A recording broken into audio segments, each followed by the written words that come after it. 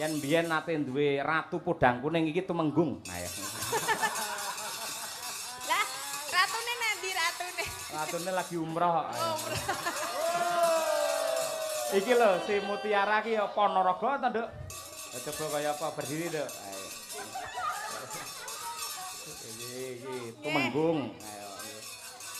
Ben kenal sapa ngerti iso ketularan kondang laris kaya Mbak Tatin. Kuwi. Amin ya.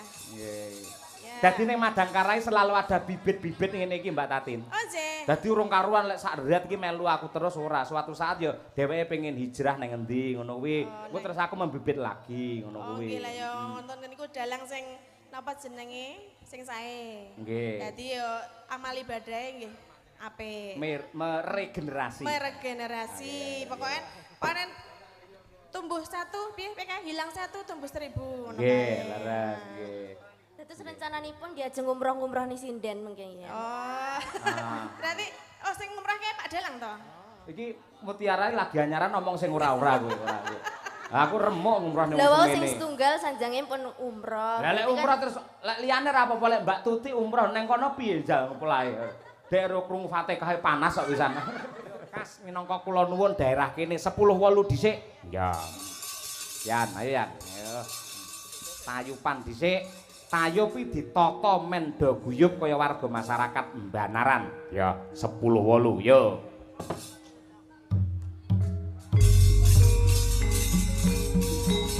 Ya langen kalang benak harapan.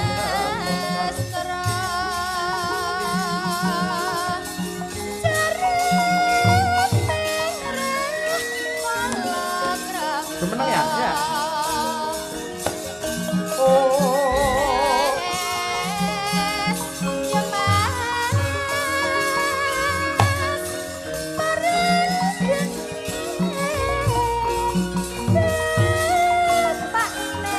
Mbak Tuti sing joget. Ayo jumeneng Mbak Tuti.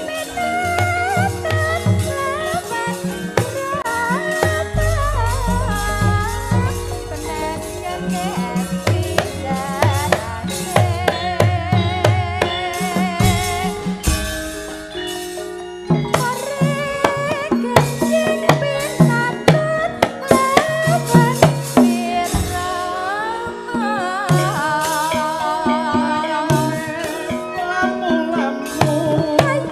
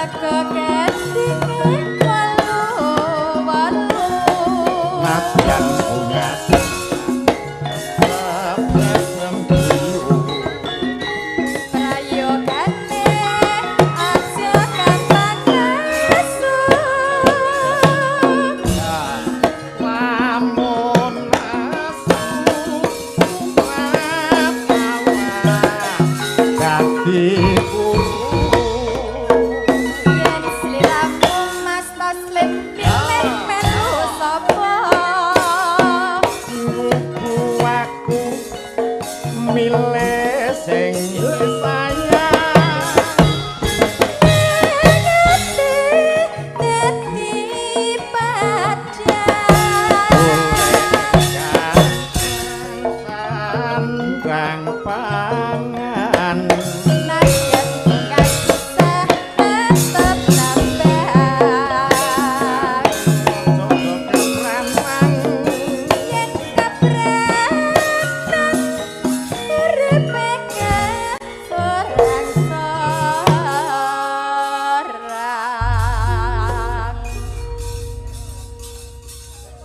sayang lumayan. Nyuwun pangapunten Bapak Ibu ingkang saking mriki mbok menawi tayupe ngono len juget. Mergane niku Mbak Tuti kulinane bedayan. Sangupati. Ayo. Mila menawi dereng kulina nggih nyuwun pangapunten. Nelek pengendange ya genah Piyayi Bluro genah wis pedhot kabeh musuh kuwi.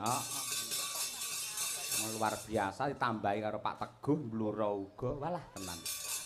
Pecel dong jati, Jos, ya. Terima kasih, matur suwun. Ya. Oke iki diratani. Ya, saurunge ngaturi Mbak Tatin ben rada enteng gaweane. Ya.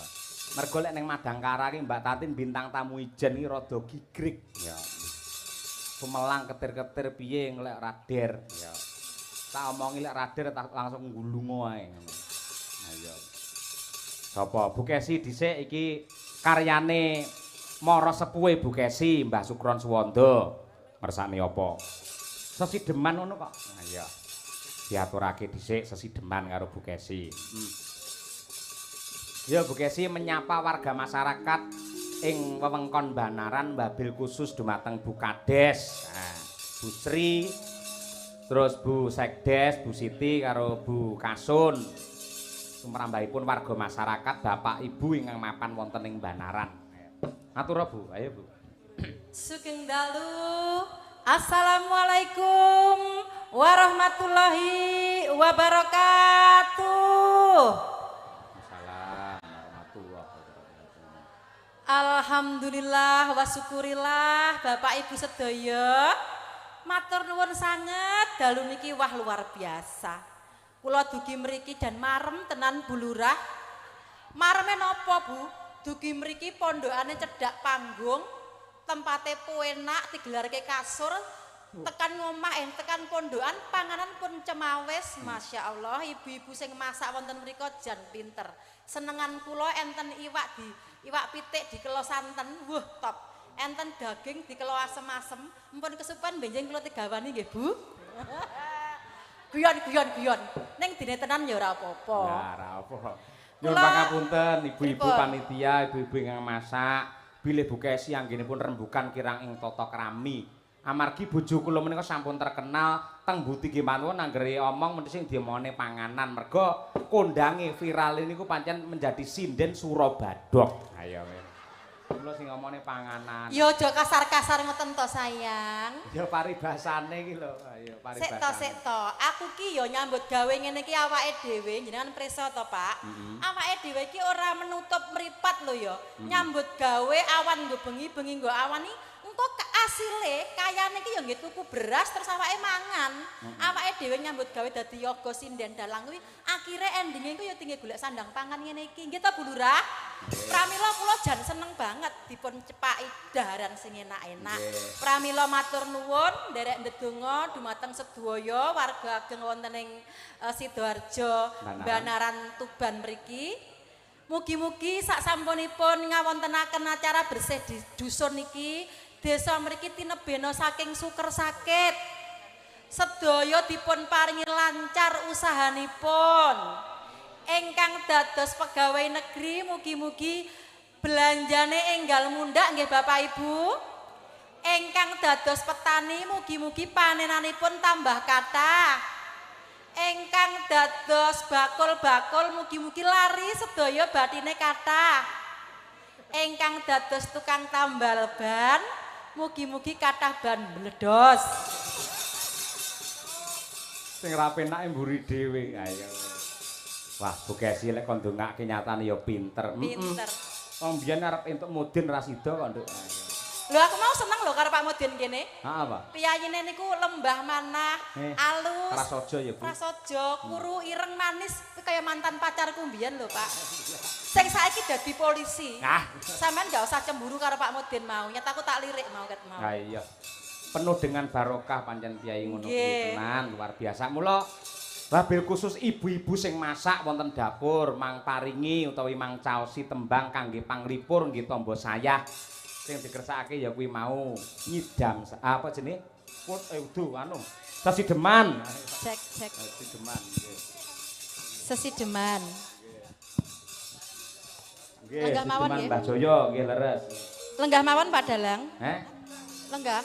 Ya jumeneng dian wae gelem ndeni srepek. Tapi awakku saiki malih lemu lho, Pak. Wis rusak ngene iki aku arep ngadeg kok isin aku. Lemu ora apa-apa, wong wedoke lek lemu kaya perahu lho ditumpaki ora uling malah. Slendro songo, duduk.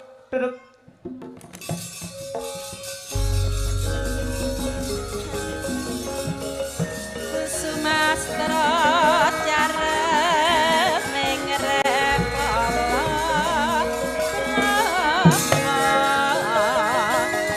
Carep ning repala krama maring gendeng pinatot lawan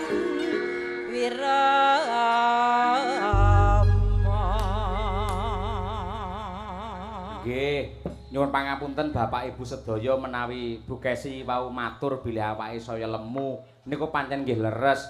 Ning menggawe kula lemu niku mboten perkara pripun-pripun ning atine niku tentrem merga dheke dipek bojo karo dalang sing lumahing jagat kurping langit, wong lanang sing paling setia kepada istri. Ha iya. Mula ya tentrem atine kaya ngono. Wah, matur nuwun nggih Mas Dalang. Wah, sampean jan ngelem aku tenan bengi iki. Padahal ning omahe ora tau mbok lem kaya ngene lho. Padahal aku ning omahe gawe teh, gawe kopi kepahitan lek mau maido. Teh kok pahite kaya ngene. Aku teh karo apa kopi ra seneng kok. Sing seneng napa? Susu. Jo ngono isin. Pak sehat 5 sempurna ngono lho. Lek ngoten kula gadah parikan. Apa? Ikan bandeng gurih rasanya. Pak Cahyo yang ganteng, Bu Kesi yang punya. Baik. Aja sampe sing duwe wong liya tak tembak dor. Nggih. Yo. Ana bandeng Napa? kok kena dibedhek. Cakep. Pak Cahyo ganteng senenge dolan ning kali kethek. Beh, apa kuwi? Kuwi tempat apa itu? Ora ngerti bapak-bapak kae nggih Pak nggih. Napa Pak niku? Santren. Niku pesantren. Ya. Oh, pesantren sesuk aku tulung jaan rono, anakku tak pondokke ning kono, Pak. Ya. Heh? Genah payu kowe malah. Matur nuwun Bu Inggi nggih. Sampun dugi griya kula kalih bapak-bapak perangkat. Wah, jan remen sanget nalika Bu Inggi kalih perangkat desa rawuh teng griya kula Njaten. Nggih namung kula cepaki wedang ngoten nika lho Bu, ngapunten. Nggih. Niku mawon mboten damel piyambak Bu, niku njukuk ing warung. Aja ngono. Ayo genderet dituthuk Mas. Iya. Ditabuh tuthuk ya palu wae ora ayo.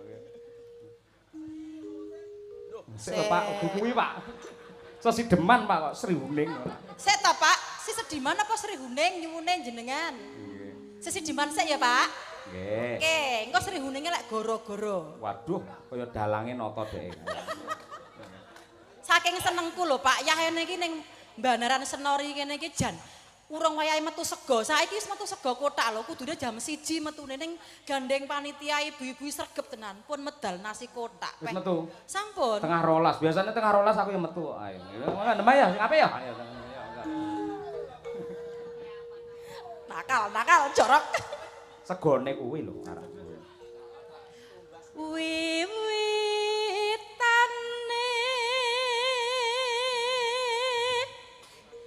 anderek sempeke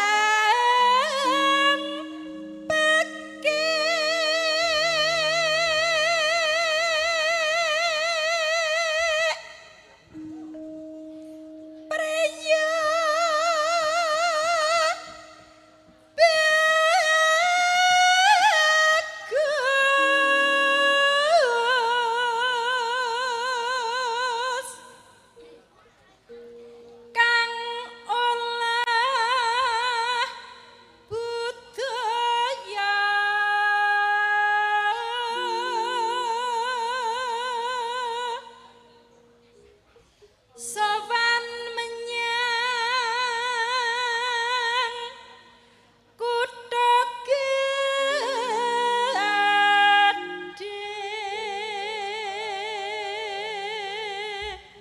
Gandeng sampean ki dosen kulino ngajari mahasiswa. Njajal iki rakit anggen cakepan sowan menyang kutha gedhe iki ajarno iki cah cilik-cilik iki.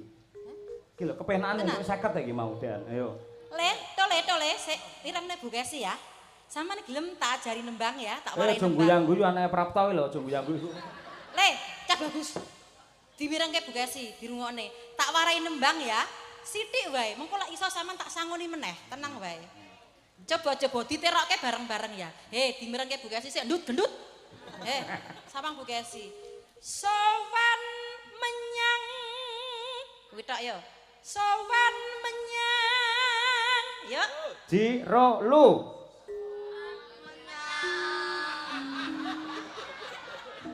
Al-Fatihah. Le, kurang dhuwur sithik diunggahke ngene lho. Sowan menyang. Yuk.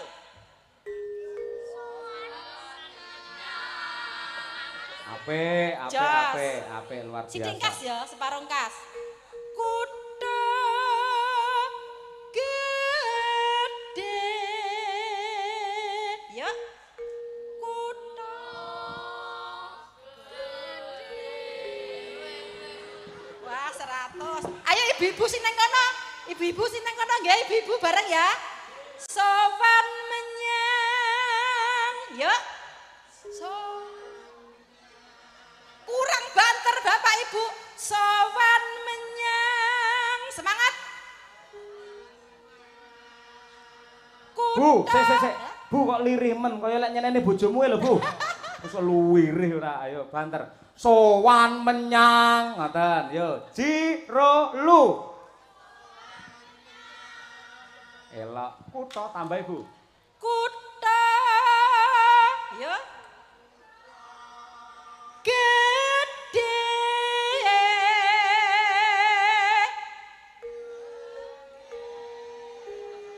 Tepuk tangan untuk ibu-ibu luar biasa Mbak Nara. Matur nuwun. Sing kono ra ketok peteng dedet tak kira lek apa ya iki bangsane apa nggih kuatah bae. Halo Bapak Ibu sedaya. Nggih. Ya Allah ra ketok lho Pak. Bae ten mriku wau nggih tiyang ya Allah. Rumangsane apa wiwurunane ya 300 lho ngawur ae ora. Lanjut Bu.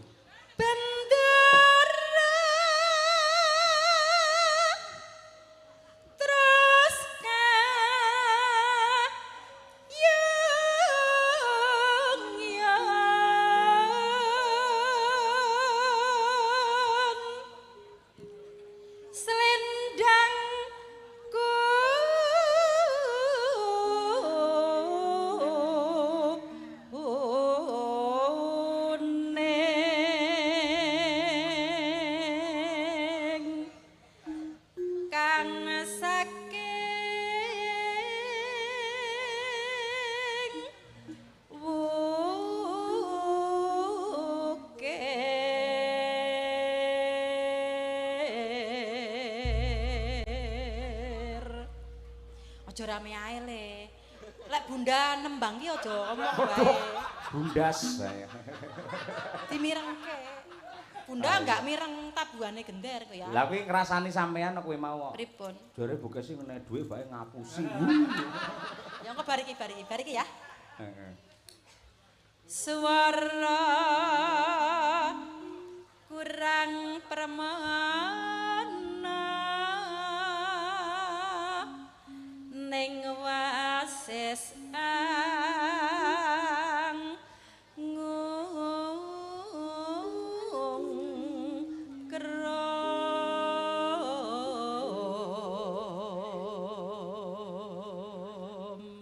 Nanu angung krom marang Mas Cahya.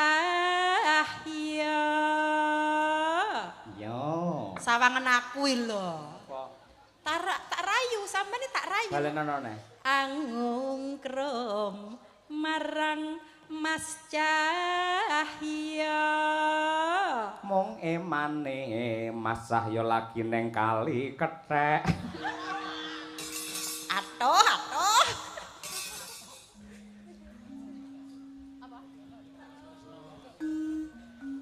Terus tresno sesidemah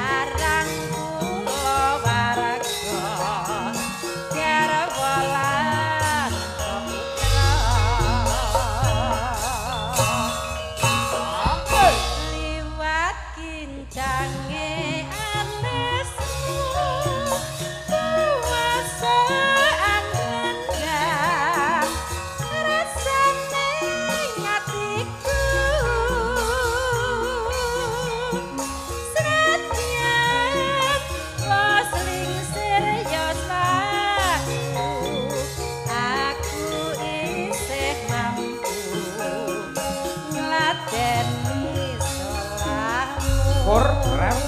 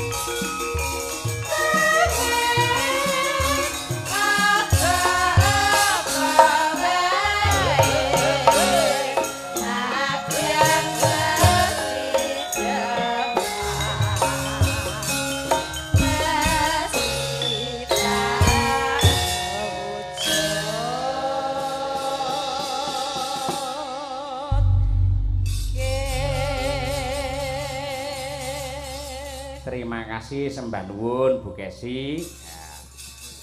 Yo saya ganti nanjake bintang tamune. Tur rata-rata bintang tamu men anu tak caosi info Mbak Tatin iki. Bintang tamu yen nang kene mesti ya dirubung karo cah cilik ngono kuwi. Yen Mbak Elisa mbiyen ki ninggali cah cilik-cilik kuwi udakara 1 juta. Ya. Gandeng iki taune beda paling ora ya 1,5 juta lah nggih anak-anak. Iya. Ya tumpake sepur men jumeneng Mbak Tatin Lestari Handayani. Tidak. Oke, yo.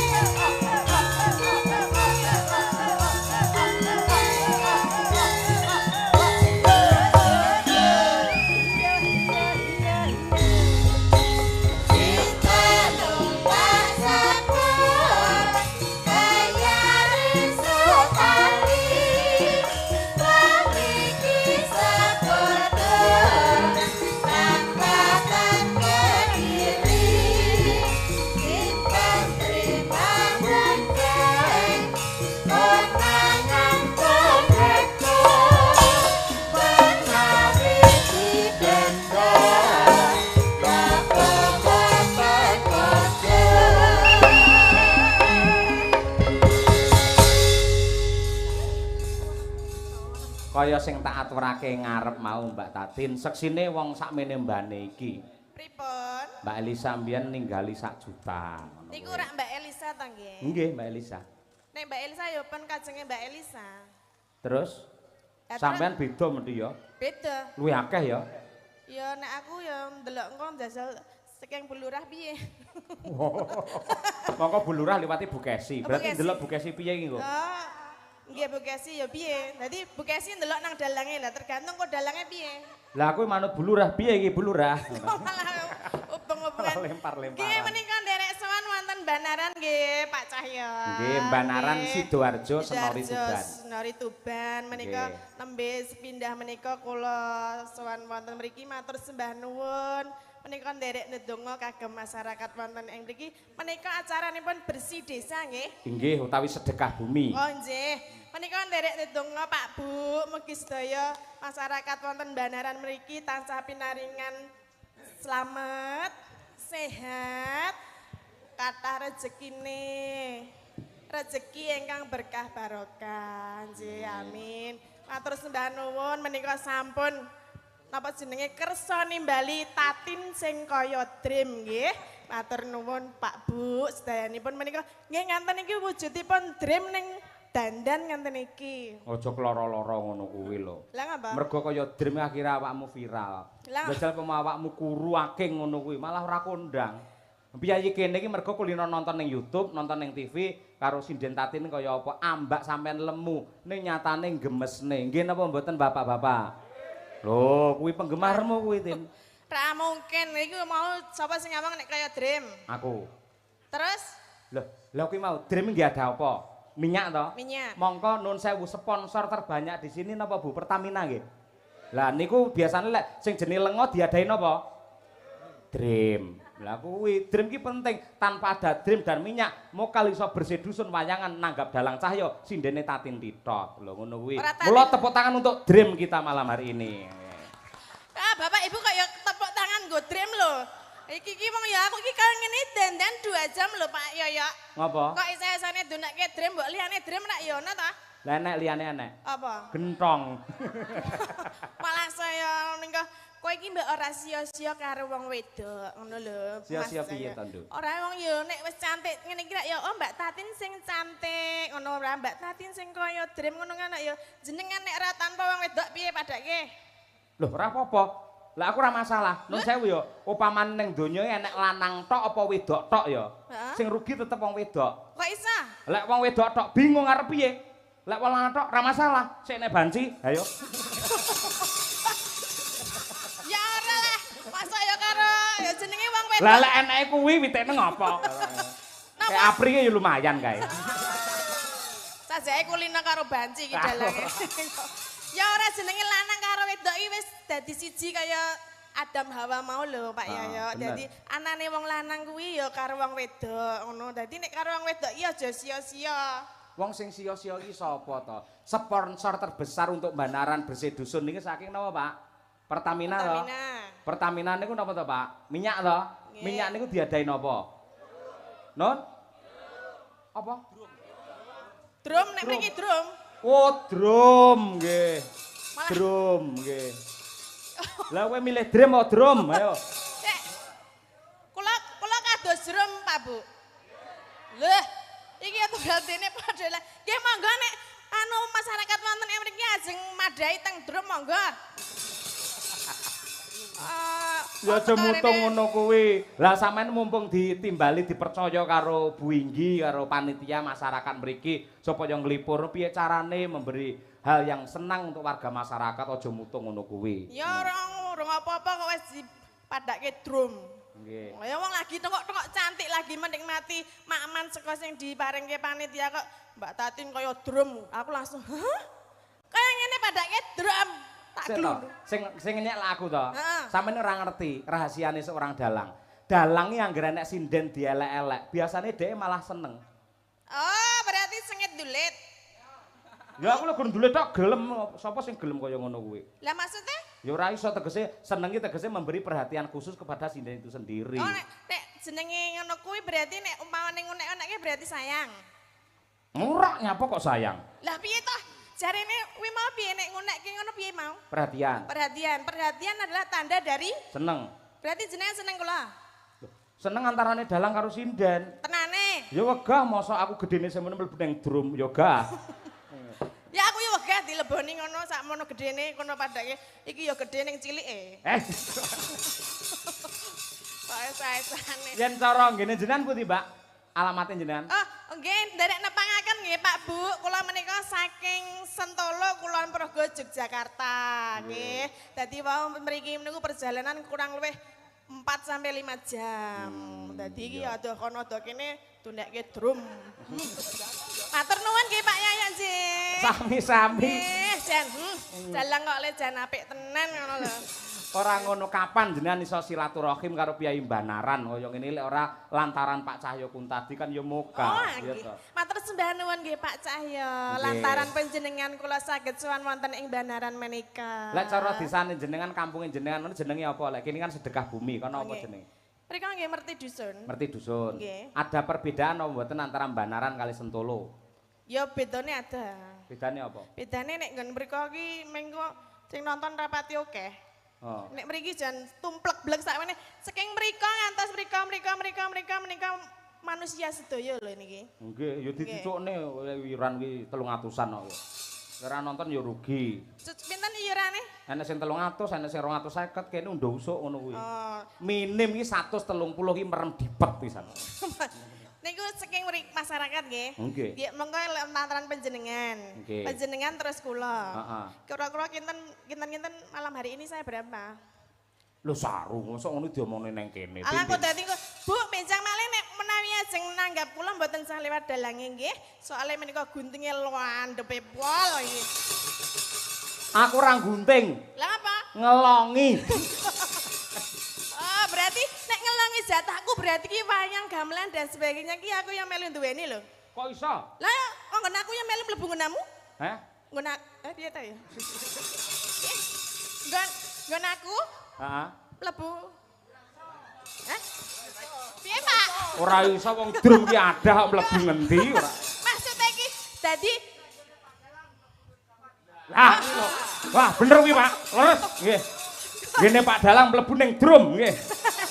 ora bapak era muni drum kok nek Pak Dalang mlebu ndamu iso ngono. Maksudnya ki kula ki ya melu urun tuku-tuku ngono lho wong ku ya termasuk duitku barang. Lah iki pancen milik bersama. Biasane engko lek poso iki didol dhewe-dhewe iki. Yo aja ngisen-ngisen ke dalang kondang. Lah aku ki ndek entuk saweran pas ning Surabaya ki lho ning nggen apa kae? Nggen Mabes kae entuke dhuwit 10 juta tin. Langsung tak tukokne lemari. Kanca-kanca nggo klambi ae lebokno kene kabeh kaya ngono kuwi. Lah yo sing bener ya ngono kuwi wong milik bersama. Wah iya milik bersama rumah samu piye? Ya jane nek ana sareng ya didumke ben nggo tumbas sapa ngono. Aku suwi-suwi kapok tin aku lantarne awakmu kok undet-undet masalah duit. Aku isin. Lah piye ta? Lah jenengan ra butuh duit. Heh? Ra butuh duit. Ya butuh duit nek diomongne ning kene aku sing malu ora. Lah aku gur ngomong lho, gur ngomong karo masyarakat. Pak Bu, benjang malih nek ajeng ngundang kula ampun lantaran dalange. Meng ngono kok. Mergane dalange guntinge. Oh. Bu iki melu sapa to Bu? Masa ala Tatin teko kene sing nelpone aku mosok muni londap-landep ora. Sing landep iki lambene Tatin kuwi malah. Ya ora, nggih pokoke terima kasih nggih Pak Dalang. Sami-sami. Lantaran panjenengan kula saged sowan wonten mriki duwe sedulur anyar. Sesuk meneh dadi nek wis denarene iki rak ya engko dadi seduluran ngono. Tahun ngarep ganti bintang tamu Ya ganti dalang bareng kok. Aja. Aku iso kok tahun ngarep kuwi. Wis di DP ta? Wis. Kowe ora ngerti, tahun wingi iki ganti dalang mergo aku karo kanca-kanca ora iso. Akhire ya balik meneh. Ini tanda cinta kasihnya warga masyarakat Mbanaran karo Bu iki terhadap Madangkara lho ngono kuwi. Oh, nggih. Saestu ta, Bu? Nggih, mergo Nggih napa mboten, Bu? Nggih. Lek dalange pengrawite tetep lek bintang tamune salin-salin ngene. Ra apa-apa. Aku sesuk ya arep rene dhewe wis ngerti nggone kok. Rene dhewe rene gamelane rene sinabu arep ngopo? Iya. Nang perapatan jare bapake ngopo nang perapatan? Nggawe ciki-ciki ya, Pak. Nggih. Nah, lek ngono ki mau pamundhute Bu Lurah, Bu Inggi, lek kene istilahe Bu Inggi, Mbak. Oh, Bu Ngersake Inggi. podang kuning. Gila Oh, sampean iki ora. Menika wau bulure namung kertas tok. Enak duwe akeh pancen. Endi? Ning tak dumni cah cilik-cilik iki lho pisan. Waduh, lha balik ke le. Lho. Lah Kowe iki jane sinden apa kotak amal ora? Lah ya Cah cilik kok kan tegel. nyuwune kuwi to. Paling ora aku iki nambahi cah cilik-cilik ngono. Alah kok sik ya le aku ora entuk-entuk le, engko entuk tak kekke ya. Oh, genah. Bareng saiki cetil ngono ya jiro lu. Cetil. Wani omoni cetil ngono. Tak selentik engko. Wah. Ya, piye? Mbak Tatin piye? Piye ora krungu? Ocen heeh. Wong ya ora dikei apa-apa kok wis jejaluk. Kono anteng nang kono ya. Dimatke sik Mbak Tatin sing cantik kaya drum. Ta dimatke. Disekseni kaya drum tenan apa ora ngono ya. Ora aja kloro-loro ngono kuwi. Ya keloro-loro wae. Oh, lagi ketemu nang kene pisanan kok dunekke drum. Lho drum aku ki minyake ngono lho, Tin. Tegese aku karo kowe bersatu padu terus ngono lho. Minyake renek drume akhire ya kutah nang ndi-ndi ngono kuwi lho. Ngono berarti malam hari ini berarti dengan Dalang Ki Cahya Kun tadi minyak mambu. Ngono ya. Minyak kapak. Menika napa wau lagune Pedang Kuning? Pedang Kuning Oh, Bu Inggi sing ngersake. Bu Inggi, Pedang Kuning, Bu Lurah pundi ta? Bu Lurah. Wah, nggih, wah lah sing cantik sekali nggih. Awas Bu. Ngapa? Wong sida meneng kok. Agem bawa Bu. Nggih. Nggih. Nggih, nek agem bawa niku biasane ten Yojo 300 Bu, nggih. Yogja ya Yogja Tuban beda nggih Bu nggih. Ha iya. Nggih, ora apa-apa pokoke sing penting menghibur masyarakat wonten ing mriki. Aja njaluk karo Bu Inggi wis paring akeh 300 tak siapi anggere apik. Lho iki. Waduh lah kuwi apik apa orane ora ngerti engko ya. Pokoke lek apik 300 tak kene kowe ning parandene kok elek min 300 we. Tombok berarti. Tombok ora nggih. Nggih. Iya, Pedang Kuning. Nadyan wujud temong paksi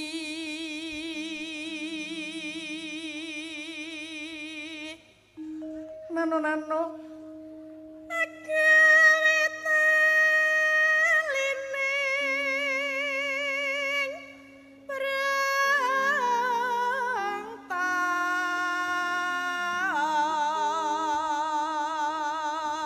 Pripun Pak Bu, swantene sae napa mboten?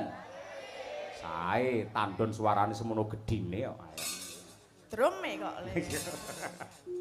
Nek saya berarti iki tak jupuk ya. Hah? Wih. Lurung rampung kok ya Oh, iya. dirampungne dhisik ora. Arep ndi le? Kuwi wis mutung kuwi paling ra entuk apa-apa ngono. Arep pipis. Ya. Halus manis nangsa make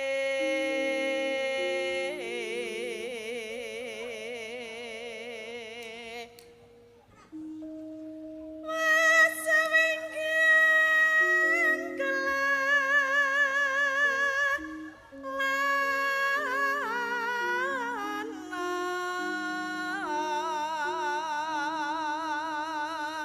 Nonanu. goleki si podang jahanar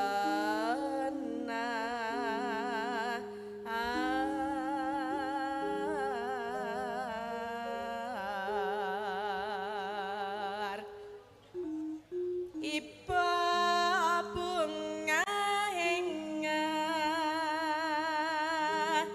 tiku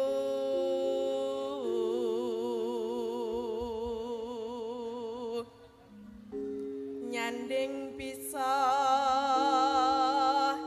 dadi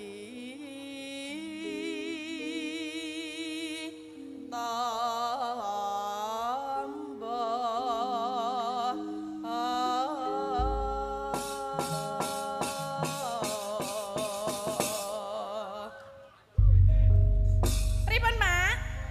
Tayop ke? Nggih. Iki ra kok jaluk. Wis rampung. Urung rampung lagune urung ya. Oh iya iya. Ning engko sing kir 300 to, sing 100 tak jaluk ya. Lah napa? Bae jatahe Larso sing 100 iki. Ya engko timbilen kok. Oh timbul yo cuma diulen bae kabeh. Aku kalah karo wong wedok.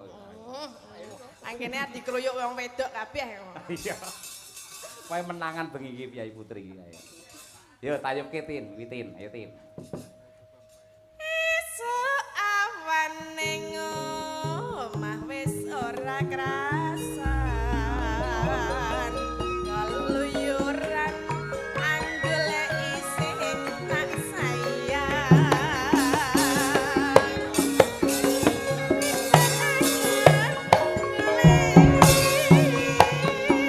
ora krasa esuk awan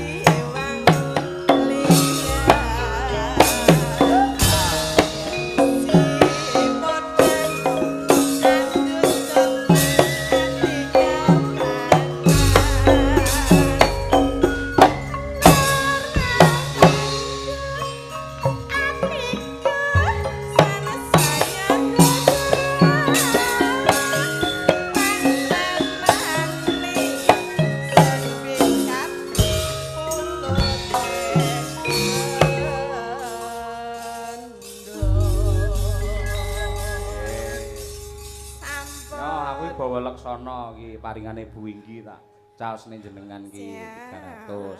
Ya. 300 matur sembah nuwun nggih Bu Inggi. Nggih, Iki sami-sami. janjiku nyolenya 100 wae nya.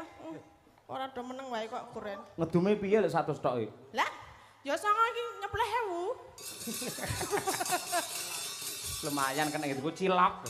Nek nggo tuku cilok lumayan wis entuk 70.000 to Le. Ndelok wayang entuk duit wah lumayan ya. Lho calone bocah-bocah kuwi iso lek sunatan utawa rabi, yo njaluk ditangkapne wayang. Oh nggih. Kudu. Dalange sapa Le? Sesuk nek sunatan dalange sapa Le? Hah? Oh wis bar sunat kok. Lek rabi. Nek rabi kapan? Ya sik suwe. Wis suwe ya. Bar sunat to wis eno. Nggih.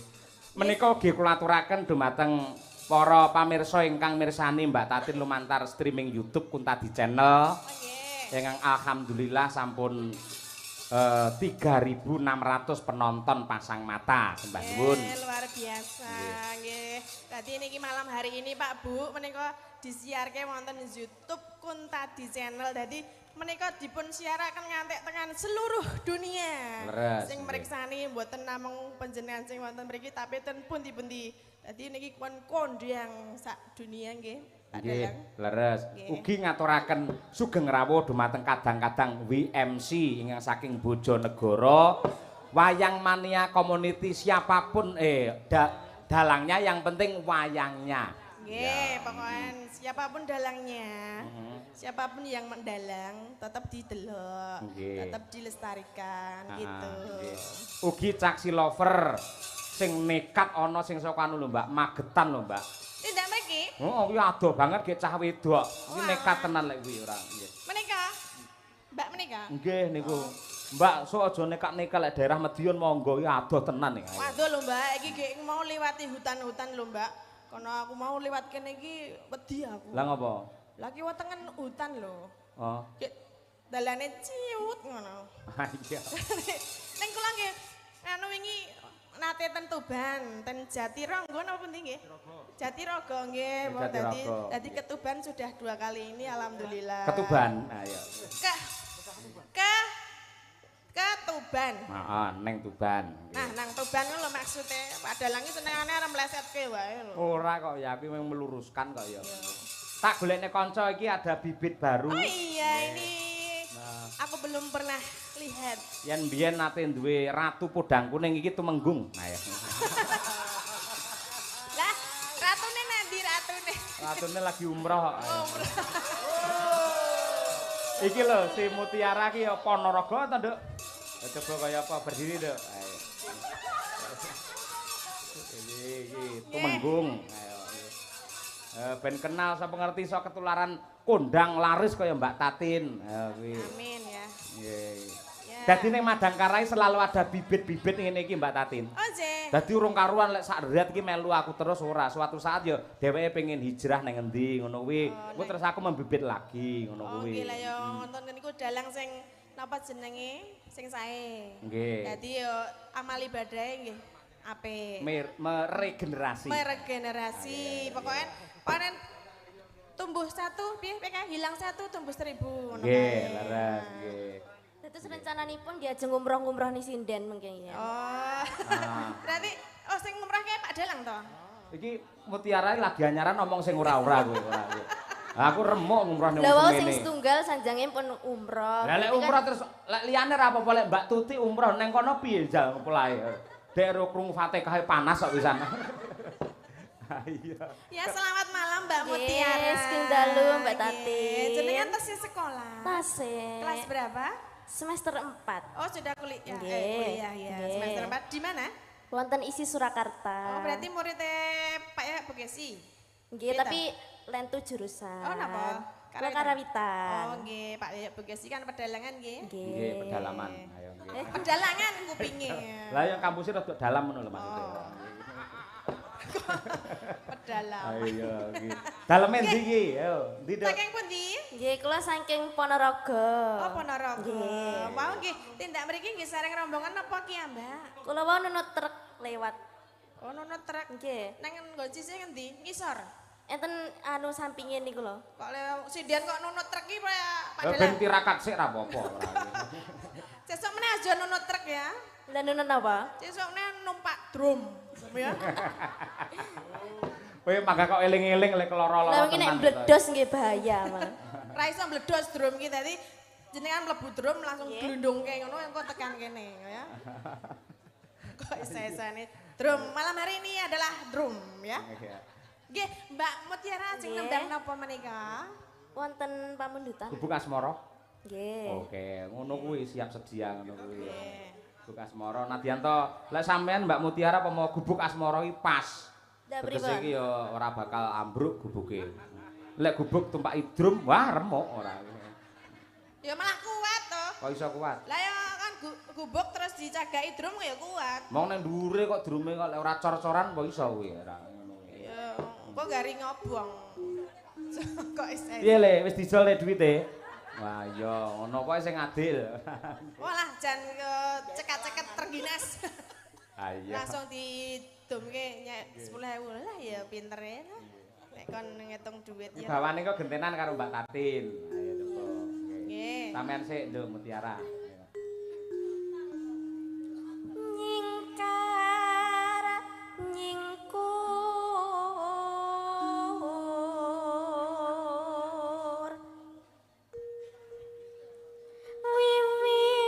wiwitane nyingkar nyingkur.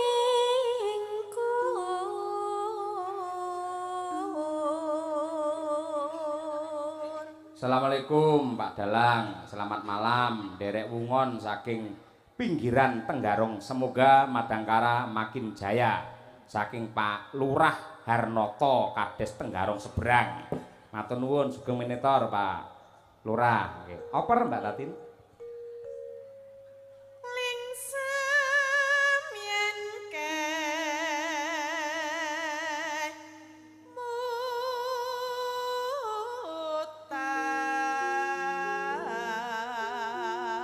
kemutan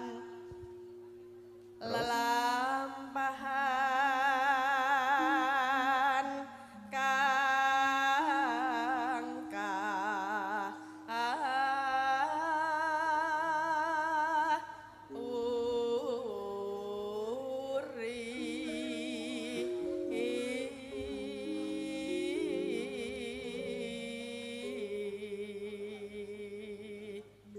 Ya Nduk, ganti Mutiara.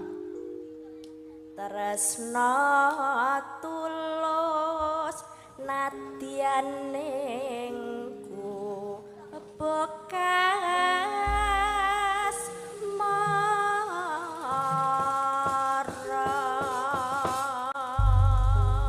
Wis kreatif cengkok wis jos kaya ngono lho.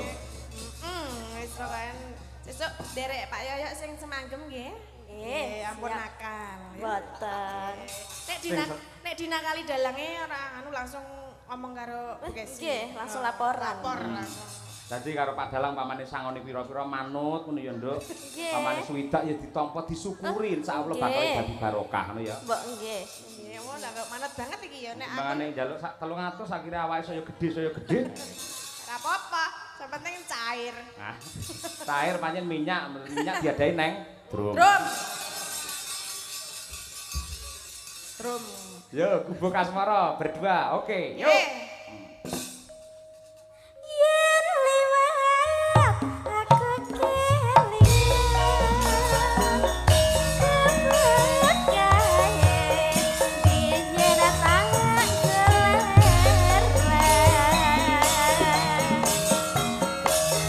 neng ajak gak tulisan warna depan